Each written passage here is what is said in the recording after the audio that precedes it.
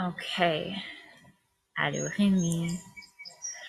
So I decided to do the live outside to hide from a baby and a dog, and I ended up getting FedEx at my neighbor's house and their dog. Okay, it's 11:05, so we will start. So as I was saying a while ago, my name is Ashley Sear. I'm the owner of Private Eye Investigations here in Ottawa, Ontario. This show has been tech issues, but I'm here. That's from Michelle. So the one writing from the Sleuth right now, she's the director of the show. So if you have any questions, feel free to just ask away to her. So the show, it's been about a year in the making. We decided to make a reality TV series based on my cases, my team, my company, and the adventures that I do in my own personal life as well. Some of you that know me know that I'm not a adrenaline junkie, but I do like adventure. And if any of you have seen some of my Instagram photos, especially the past couple of years with my fiance and I, we do tend to do a few activities that are outside of the norm, let's say. Hi, Nancy. Thanks for joining. So this reality TV series is going to have you follow me. We're going to do a lot of firsts. There's, you're going to watch me jump out of a plane that I've never done. And just thinking about it makes me kind of freak out internally and externally, I'm sure. You'll see that. You'll see the raw emotion of everything. You're going to see the drama of our real cases, the way that my team interacts with one another, the way that we interact with clients, the fear of certain cases that we do take on. We don't only take on, your typical infidelity type stuff. We do work on murder trials. We do work on custody battles, disputes, harassment. We get harassed. I also go in depth about some of my craziest cases that we have worked on. Never jump out of a serviceable aircraft. Hi, Sharon. Siri thinks I'm talking to it. So we're going to be discussing some of the craziest cases that I've worked on before as well. And if any of you have read some of my articles or seen me in some magazines or on TV before, you know that some of my cases have been quite dangerous. We put ourselves on the limit of probably what we should. We like to dance on that fine line. And you'll be able to experience that with me. You'll be able to see that straight on, which will be fun, I think.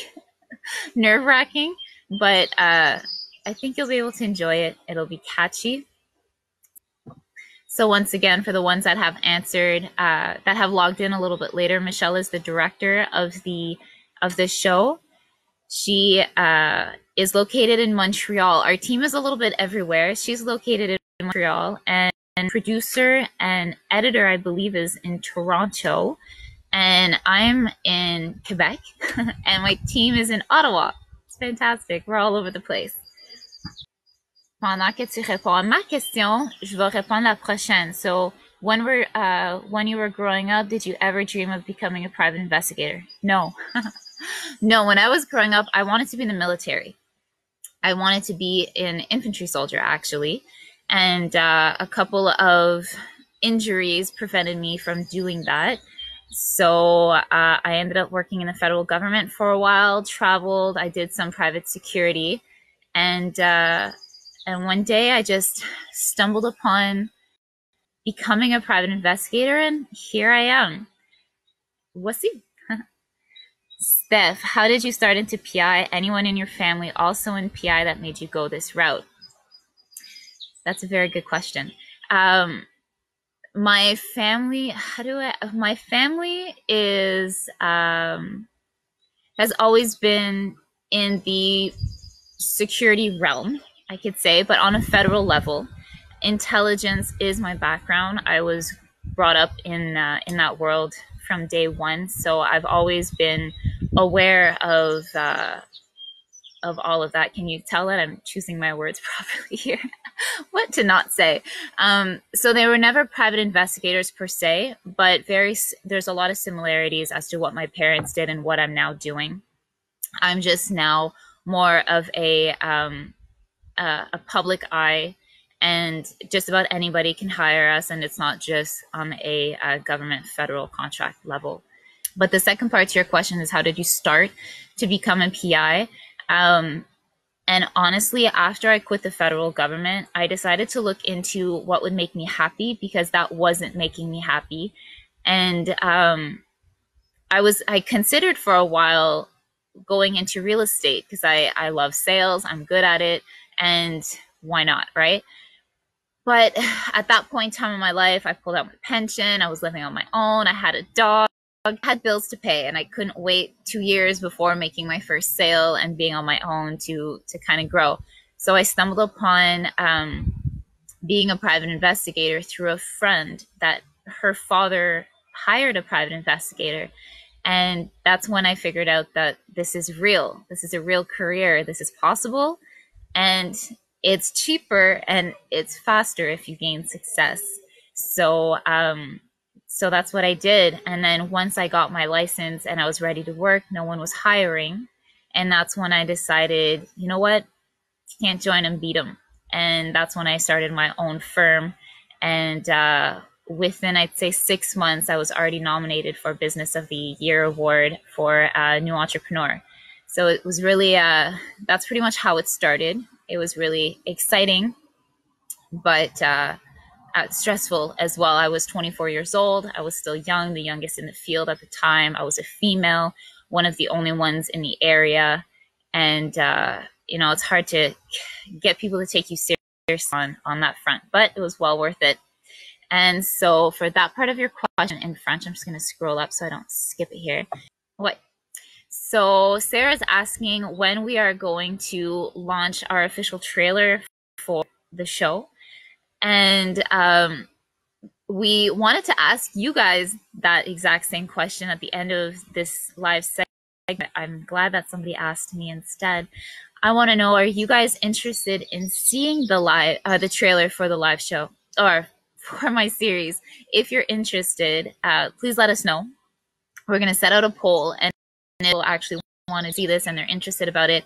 We are probably looking at releasing it next week, right before our next live segment. We are going to make a live, hopefully once a week for a couple of weeks during our quarantine self-isolation days. Might as well stay busy somehow, right? And if you guys are interested, we'll definitely make it visible for you guys. Kelsey, Chantal, I'm sure you like the last response, eh? Kelsey, will the show be in both languages or just the one or the other? So the show is going to be in English. However, down the road, we are willing to consider possibly having it translated so that my friends and family here in Quebec can also watch it. And there you go. So Michelle also answered your question there in the comments. Do people take you, so Chantal is asking, do people take you seriously being a woman in a male-dominated field? At first, no. But now I think they do. I've been running the business for 5 years now, and I've made my mark. I TV as an expert in my domain on many occasions. I've been written about in various newspapers, magazines, articles online, podcasts all over, and nominated for awards and recognition. So I think people are starting to realize that I take this very seriously. I'm good at what I do, and I'm very professional. But when I first started, people assistant of the company, if I'm running daddy's business, if it was a joke. So no, we've come a long way, thankfully. And people are definitely taking me serious now. And I don't think that me being a woman has much of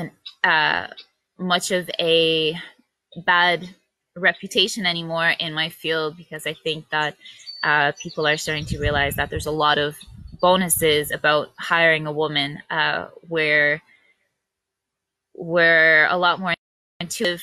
We could fit in a lot of different places as well. We don't necessarily look the part of a private investigator. We blend in, and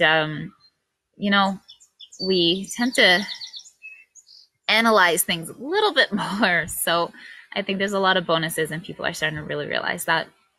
So the question, les gens te prennent au sérieux, étant une femme. Puis oui, maintenant, les gens me prennent au sérieux. Ça fait 5 ans que j'ai ma compagnie. J'ai été diffusée sur plusieurs stations de télé en tant qu'expert dans ma domaine. J'étais dans plusieurs magazines, aussi des articles de journal qui ont été écrits à propos de moi. J'ai beaucoup de nominations pour des awards, puis des certificats, puis etc. Donc maintenant, les gens vraiment prennent au sérieux le fait que je prends ma compagnie au sérieux, que je suis bonne à ce que je fais, puis j'ai l'expérience puis l'expertise qui vient avec. Le fait que je suis une femme change pas ça.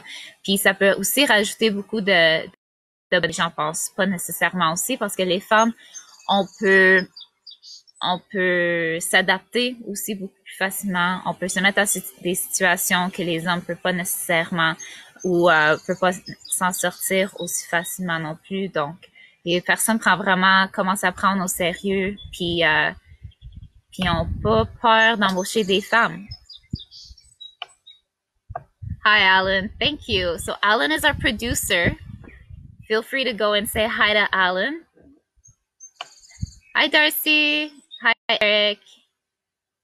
Allô, Marie-France. Ouais, vous voulez tout voir le trailer? Parfait. Bonne idée. Yes for the trailer. Would like to see it. Very important. Come in early. Ah, very right. So, salut, Maxime. What type of cases have you had? That's from Brad. Hi, Brad. We've worked on murder trials. We've worked on divorce cases, custody battles, fraud of every kind, whether it's corporate or private.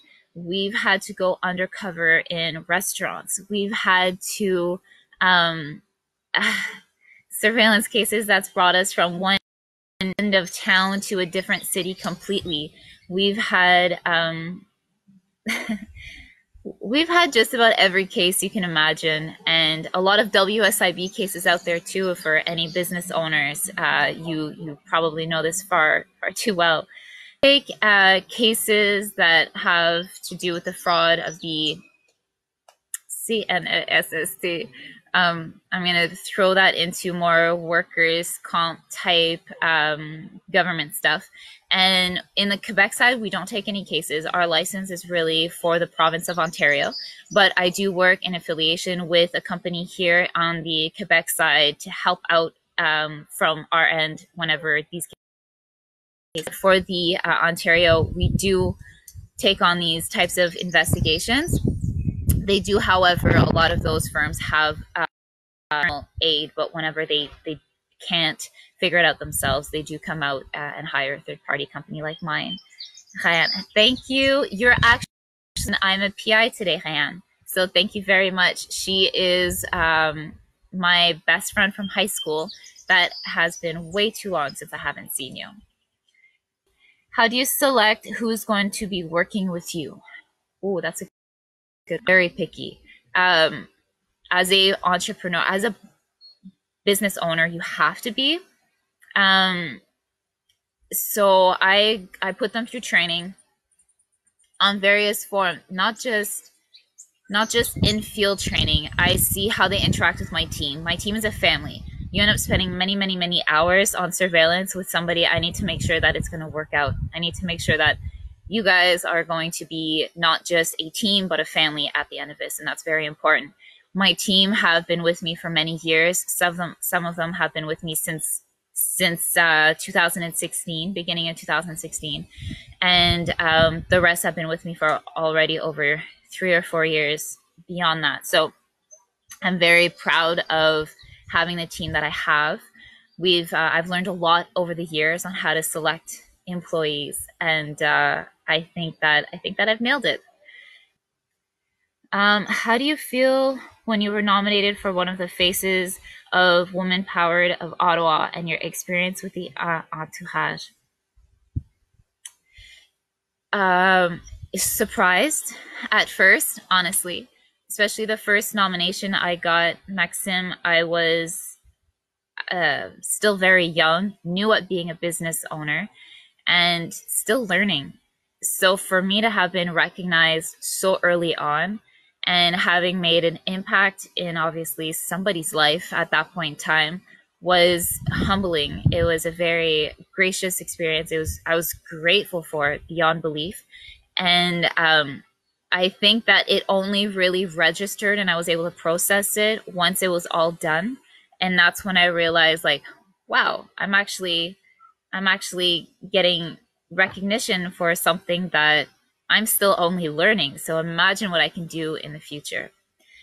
Donc, la prochaine question, c'était comment est-ce que tu t'es senti quand tu t'es fait nominer pour un des the Ottawa Faces Award ou the Woman Entrepreneur Ottawa Award?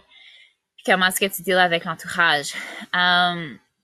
So for the entourage part, Maxime, right before I skip to the French, um, you just kind of roll with the punches. You don't really deal with it. You kind of just go with it because as soon as that happened, that's when I was getting calls from the radio stations, calls from the TV stations. The people were at my house writing articles about me, and it really fast. So you don't really have time to process it. You just roll with it.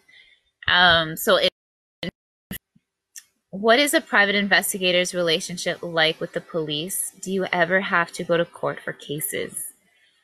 Um, so our relationship with the police is really good, typically, but it's really good.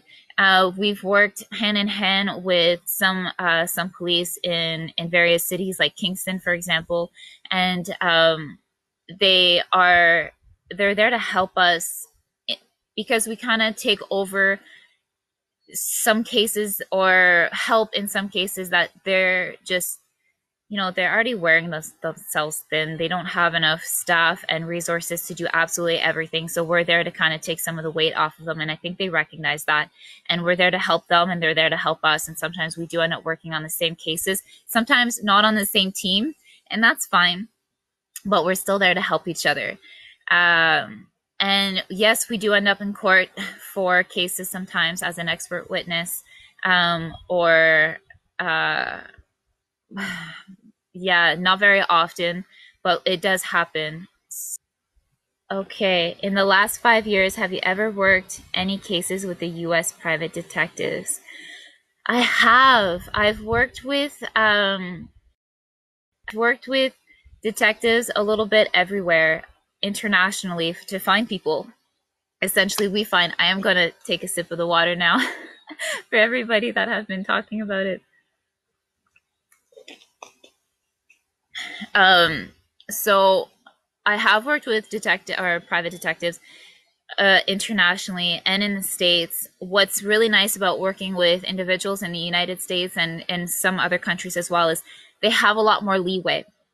So in Canada, we are very restricted because our privacy laws are a lot more intense.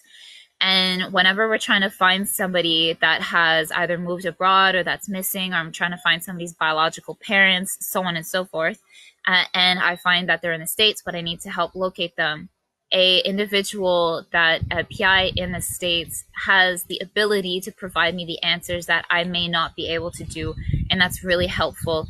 And vice versa, I get contacted by PIs, American PIs, quite a bit to help them out with cases that they're restricted on our end and unable to get the answers. So that's really something that I enjoy about being a private investigator is that regardless who you work for, what company you work for, we're all there to help each other. Our goal is all the same, and it's to get results and find the answer.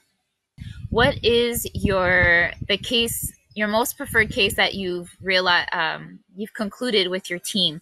And I was explaining that many of our cases bring different types of emotions, whether it's helping somebody find their biological parents or biological children, or whether it's helping parents find their kids that have been brought into the sex trafficking trade, or those have certain emotions come out of you that you can't experience anywhere else. So that's really special. Another type of case is when you're trying to find Noor, you know that case very well, don't you? Other cases are when we're working in old senior residents, for example, that we do know that have been abused, and we're able to not only find who's doing it, but help to get them charged and make sure that it never happens again, not only to this person, but in that old folks residence ever again. That brings a type of emotion that is unexplainable. And yeah, just raw emotions all around on those types of cases. But another type of case that is very much known to the public and kind of has your adrenaline pumping a little bit more are a case in particular that I was myself and Noor here that's commenting. When we were chased by a baseball bat by a woman, I've also, had to climb homes and all that kind of stuff and run all over downtown Ottawa just to find our marker. So those types of cases are really fun as well, and definitely one that I'll never forget. Amy. Hi, Amy. Do you have many unresolved cases or cases that you have not been able to close? Not really, no. I know that there is one particular case that we were trying to locate somebody. We were unable to locate that individual, but they ended up deceased. And we were trying to find their tombstone. And during that investigation, we ended up following a 80-year-old paper trail that ended up through a bushfire, ended up also in a flooding. And our paper trail started really well, and with every step of the way ended up with no more information on that individual, unfortunately, in order to locate the tombstone of the individual in question. But we were able to know that they were deceased, unfortunately, and that's about it. Baseball bat scary said hi. Besides the baseball bat situation, has your life ever been put in danger being a private investigator? Yes, I've been stalked. So that's, I've had my car jigged with a couple of years ago. So that puts your life in danger when you start driving your vehicle. Something's been played with. And one of my employees was almost driven off the road. So that was an interesting case as well, but that wasn't me personally. Aside from that, I've received threats from people that have that were essentially my targets and have been brought to light after their trial and so on and so forth. We were hired to investigate them, and they weren't really happy about that. But aside from that, every case comes with its risk factors, and you just have to be really smart about it. You have to think ahead of the game and be 2 steps ahead of your target, essentially. So that question in French is, would you recommend this as a career for young people? So Brad, you have to be 18 years of age in order to even take the course to write your license. So under the age of 18, no. Above in your 20s, yes and no. So I started at the age of 24 my company, and I found a lot of success in it. And I have hired, and my team is a very young team, and I'm very proud of it. They're extremely good at it. But if you're going to be young going into this, know the difference, whether it's a hobby for you, like a part-time job, or a career, because you could invest a lot of your time into something that is not meant to be for you. It's also not necessarily a career that you try and figure out, you go into to just try to see whether or not you like it. Really figure that out before, like while you're taking your training and all that kind of stuff, before writing your exam. Don't waste your time, because every case, whether it's in the or and whether it's positive or negative. So it's really something that you need to have a maturity level beyond your years if you're young in order to execute it properly. I'm going to wrap this up in 10 minutes. So if you have any last questions, I'll try to answer all of them as good as possible. So Christian, hi Christian, how do you make sure the person you're investigating doesn't find out? Do you have to go undercover sometimes to pretend to be someone else? Yes, Christian, all the time. So we make sure that they don't necessarily find out by ensuring that our client doesn't tell anybody. They do have to sign non-disclosure agreements, and so does my team. And also when we are doing investigations or kind, you have to make sure that that you have to be good at what you do. So being a PI, if we're doing surveillance, you can't be noticeable. You can't stand out in a crowd. You can't make it, I'm not going to stand here and put my camera so that you see that I'm taking pictures. But with that also being said, you have to pick specific angles, put the right person on the job. And also, I want to make sure I'm answering all of your questions. Pretending to be somebody else. Just about every case, you become a character. So when I go undercover, for example, or when I go for surveillance, it's not Ashley Sear, Private Eye Investigations owner that's going. It is whoever I need to be in that moment. If I directly to my subject, for instance, I might be Melanie that day. I might be Rachel. I might have brown hair. I might have red. I might have tons of makeup. Or like some of my employees that are currently watching too, I've had them go undercover as homeless people, as baristas, as party goers, so on and so forth. So you really do become the character you are for that case in order to make it a success, and in order also to make sure your subject doesn't put one and one together. Has there ever been, when looking for missing parents or children, that people do not want to connect? Hi, Nancy. And yes, unfortunately, it's very, very, very what it happens a lot more than people would imagine. When we try to find, when we find biological parents that have been, that have put their kids up for adoption for whatever reason, sometimes their emotions can't handle being reconnected, whether it's 5 years down the road or whether it's 45 years down the road. They've had their own lives without this individual, and it doesn't necessarily mean they don't care or miss them or think about them. It just means that they're not ready to reconnect, or it would also disturb maybe their personal life if their current husband or wife, so on and so forth, is not aware that there is another child out there. That does happen, and really, unfortunately, very often. But also for missing persons, people that go running away, oftentimes don't want to be found. So once they are found, the reconnecting process is very difficult and unwanting for many. Proud of you. Very interesting. Keep up the great. Thank you very much, Mark and Jenny. Okay, so that being said, I'm going to conclude the live now. Thank you all very much for watching. I appreciate it. Thank you so much for all your questions. You're amazing. I know that there's a few questions that we weren't able to answer that were sent in ahead of time, but that's fine. We can do that another day. So next week, this week we're going to set out a poll. If you guys can all vote for if you want to see the live or not on the poll, we will, if we have enough for the yeses, we will launch that next live, and we'll give you a little bit more information about what's to come next, and also the equipment that I use, some of the cameras that I use, and some of the little gadgets, and maybe I can pull next week as well. Make sure to tune in next week, and if you guys have any other questions, feel free to send them ahead of time or during our next live, and I'll be able to answer all of them there. Thank you all very much once again for participating.